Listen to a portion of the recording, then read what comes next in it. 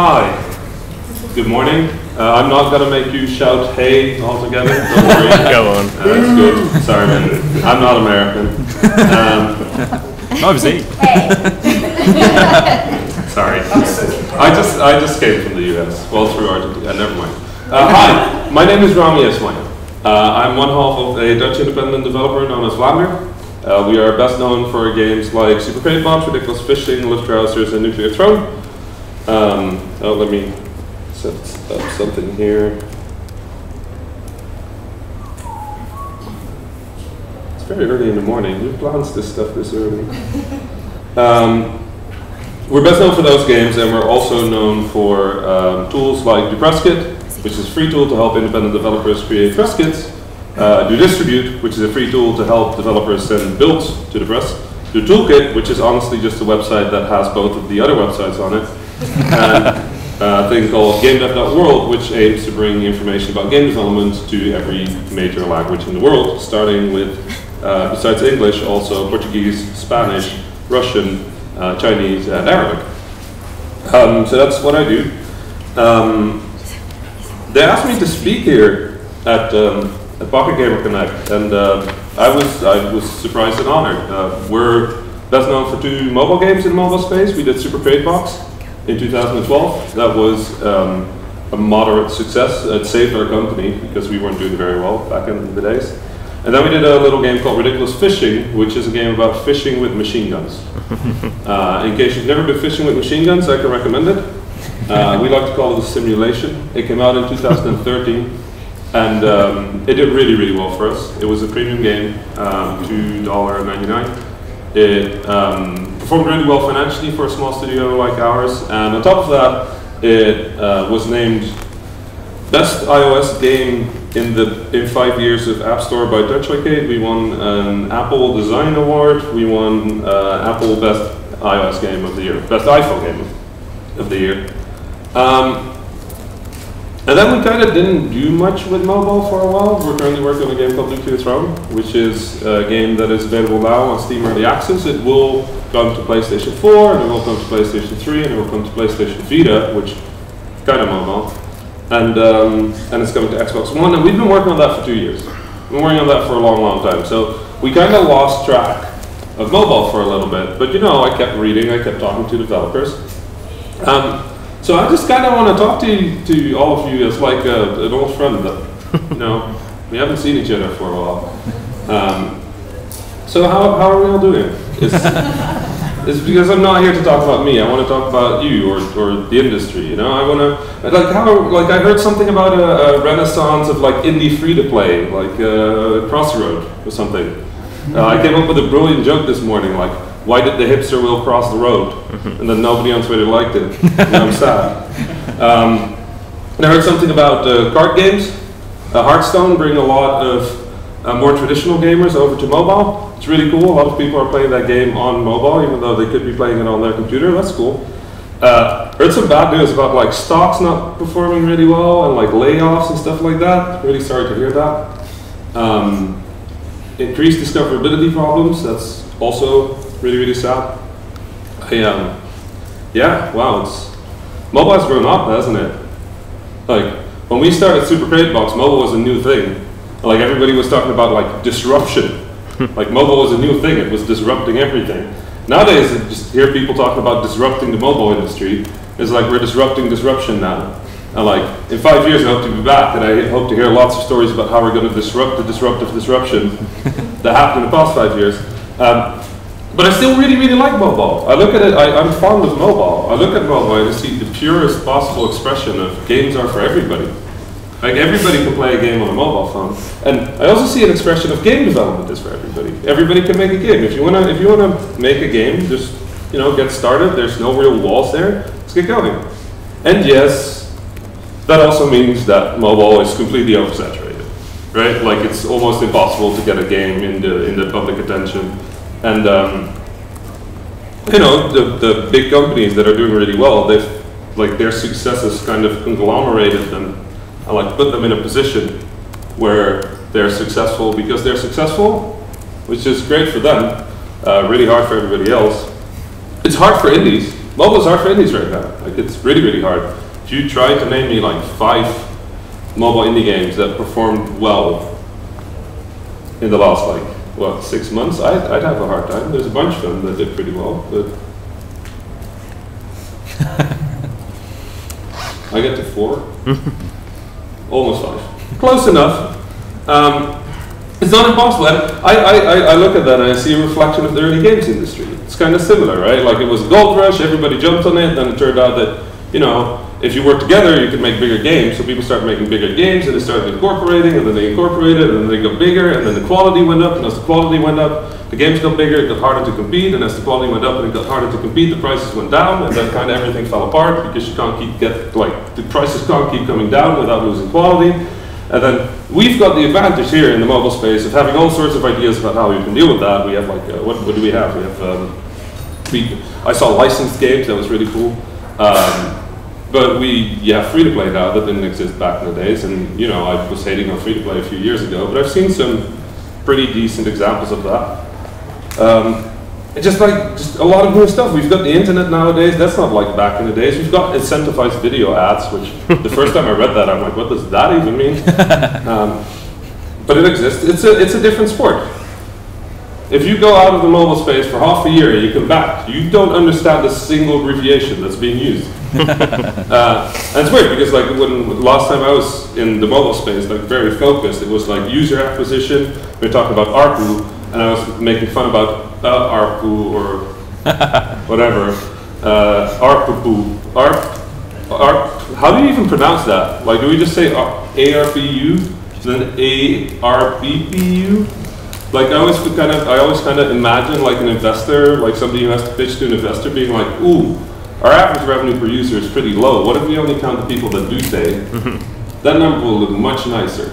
And thus, a new abbreviation was born. It kind of feels like that every month in the mobile game space. And then at some point, I was reading a PocketGame.biz article, and it just looked like a mathematical equation. It's like, yeah, you know, your LTV has to be usually higher than your CPI. And I started looking into what those values mean, and it turns out that we are utterly fucked. Like, holy shit, those numbers do not match. Not even close nowadays. It's kind of terrifying. It's a different world. It's a different world with its own challenges. That's actually really exciting to me. I think that's fascinating. Like, I go to like big events all the time, and I get there, and like instead of an audience that all makes mobile games, I have an audience here of which like a third makes mobile games, and a third makes platform games, and a console games, and a third makes PC games. There's no advice you can give all of them that would work, right? Because it's so different. So I see a lot of people like quote GDC talks about like how they make their games, and I think that's a terrible idea, because those GDC talks might not be about the mobile space. GDC is actually kind of weird. Like, I love GDC, don't get me wrong. It's kind of weird. Like, imagine we were the music industry, right? And there'd be one event every year where you all go to like San Francisco or something, and like every music type person. So you'd have like some like heavy metal like rock band hang out with Mozart, just being like, which talk are you gonna check? Oh, the one on pop music by Justin Bieber in One Direction? It's like, that doesn't work. It works in no industry, but we keep doing it. Everything is kind of weird. Like, are things okay? Are we okay? Are we really okay? Like, I did some math the other day, but that equation really doesn't hold up. Like, how much you pay for user acquisition versus how much they bring in. I think that only makes sense for like 6 or 7 companies at this point. I mean, if you've got enough money, you can run with it, but you probably don't. And discoverability got way worse. Like with Ridiculous Fishing, just the fact that we made a game about fishing with machine guns was enough to put it on the radar. But nowadays, like every city has been done, all sorts of things have been done. It's really, really hard to get any attention at all unless you do word of mouth. And word of mouth turns out to be really, really hard as well because it's unpredictable. And then the growth rates are declining as well. It's terrifying because this industry is still growing, but apparently the audiences aren't. And that equation also doesn't hold up. But I don't want to be too depressing. There's a lot of cool stuff happening as well, you know, like we're looking elsewhere, markets elsewhere, looking at Asia, looking at the Middle East. I saw a lot of growth there, a lot of interesting things. VR, is anybody doing anything with VR? VR looks pretty cool. I got one of those Samsung Gear things. Those are pretty cool. And free to play. Finally, not just trying to like sort of get people to pay stuff even though they don't want to. Well, maybe. We've got slot machines nowadays, which are really cool. Collectibles. That's really cool. This is like Pokemon cards all over again. I love it. I like a lot of platforms are trying to do new things. I saw Amazon announce the free-to-play thing, which is basically Spotify for video games, which I don't know. I don't know if that's a good thing. Could be. Premium is really hard. Production values for premium right now seem impossible as well. You look at a premium game that does well. You look at how well produced you have to be to get any attention. That's pretty hard. Is anybody doing something with live streaming in the mobile space? It's been Vainglory maybe. I saw Vainglory did something. That's something that's interesting. The PC market is doing that. Might be worth looking into. I was surprised actually to see none of live streaming, none of that really in this industry because it's pretty big elsewhere. I like sure like this is like one of those what is the word? Oh yeah, the end is nigh. It's all sorts of that stuff again, right? Like and we keep saying that the end is nigh. It's hard. It's hard on mobile, and the reality is it's hard on handheld. It's hard on console. It's hard on PC. Right now, the industry is in a really weird space. Handheld is nice. If you're making mobile games, so you compare it to handheld, right? Handheld is far less saturated, far fewer games. It's also a lot smaller audience. It's more of a premium market, even though Nintendo might be experimenting with free-to-play as well. It's a closed ecosystem, so you have to go through certification. It's a lot harder to get your game done there. You've got PC games, which has way more variable hardware, unless you're making games for Android. Which games, I don't know, Android might be more fragmented than PC at this point. But like, it feels open, PC feels open, but really it isn't, right? Like you've got Steam, that's it. Steam is the Apple of PC. And they're all hard. They're all really hard spaces to compete in. And I don't know, like I've just been talking to people. I've been talking to people and trying to figure out like what is happening and what are mobile developers thinking about and what are things that they're struggling with. And I heard this one dev, I heard him say, mobile is the best place to start. And it's not. Probably not anymore. It used to be. But right now, this is terrifying to start out with. If this is your first game, you're making your first game on mobile, it's got to be really hard to get any attention because there are thousands of first games coming out on mobile. Does that mean it's going to be easy on PC? No. No, it's not going to be easy anyway. You have to make a good game, that's the baseline, and then on top of that, you have to flip 4,000 coins. And if all of them are heads, then it works out. And then you can make those 4,000 coins a bit less by doing your marketing right, by going to events, by talking to people. You know, if you're here, you're showing your first game, there's a whole bunch of press sitting here on the front row, punch them at the end of the show and tell them about your game. Don't punch that guy, he doesn't like getting punched. Yes, mobile is easy to experiment on. It's easy to make a game for, it's easy to develop a game for. But it doesn't make it the best place to start right now. What the best place to start is? I don't know. VR, potentially. PC. And then I hear a lot of mobile companies that are kind of nervous. Like a lot of mobile companies have come to me over the past few months asking for advice to how to move to PC. And they say, you know, I'll release my game on mobile, and then I'll release it on Steam. If this is a thought that has ever popped up in your head, no. No. You know why? Because PC gamers hate mobile games. Not just a little bit. They hate them a lot. If you put out a mobile game and then put it on PC, you know what they say? This is a shitty mobile port. Now, if you flip it, you launch a game on Steam and then put it on mobile, suddenly it's fine. How did you get that to work? That game looks gorgeous on PC and now it's working on mobile? Awesome. So don't do that order. It's bad order in general. And I mean, it's an extension of something that I hear a lot. Like we're moving to other platforms. And like I said, it's kind of all a mess right now. Like, you look at mobile companies, right? And they're saying, okay, mobile is too saturated. So what we're going to do is we're going to take our games and we're going to put them on PC. And it sounds like a really smart idea, but then I asked PC developer, I asked them, what are you thinking about? And they're like, well, PC is really hard right now, so what I think we're going to do is we're going to head for console. Because it's easy to get discovered there. And then talk to console developers, and I don't know if you watched last E3, but all the console developers are like, this shit is too expensive. We're gonna fuck up, we're gonna make mobile games. They're cheap. In case you missed it, that's a full loop. I don't know what our industry is thinking right now, but everybody's hopping to the next thing, and all of it is shit, and then when we get there, we're like, let's move to the next thing. You know, the worst thing about that is it costs. You can't just switch. Like I said, they're different worlds. It's fragmented. You can't take mobile developers and just drop them in a PC world and then they work. You can take some of the ideas. It's not like don't look at each other, learn from each other. But that thing, like if you go and start making PC games, you know what you should bring? Short development cycles. Fast iteration. That works really well on mobile. A/B testing. That could work well on PC. But like just bringing your mobile game to PC, that's not going to work.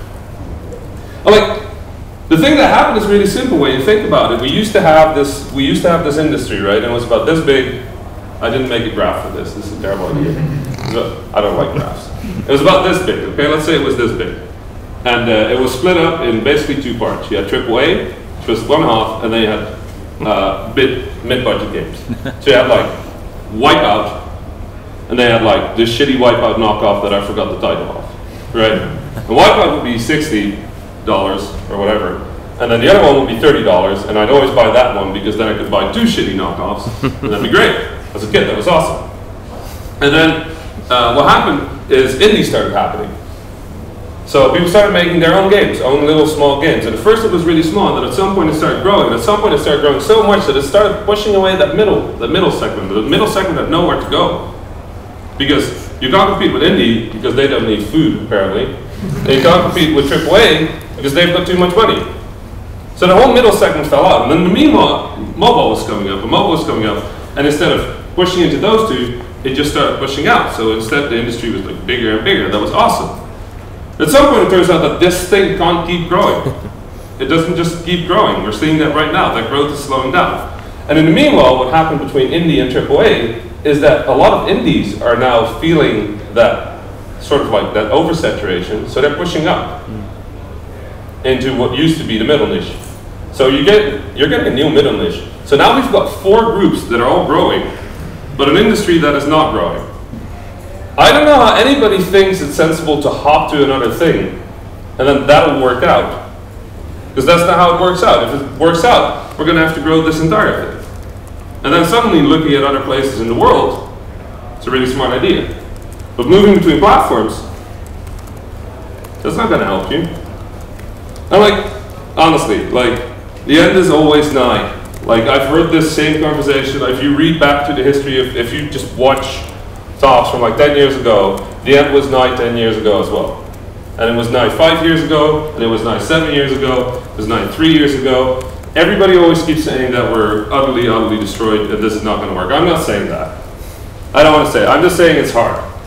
I'm going to say not everybody's going to succeed. Some of us are going to succeed, some of us are going to find new interesting things, but it's hard.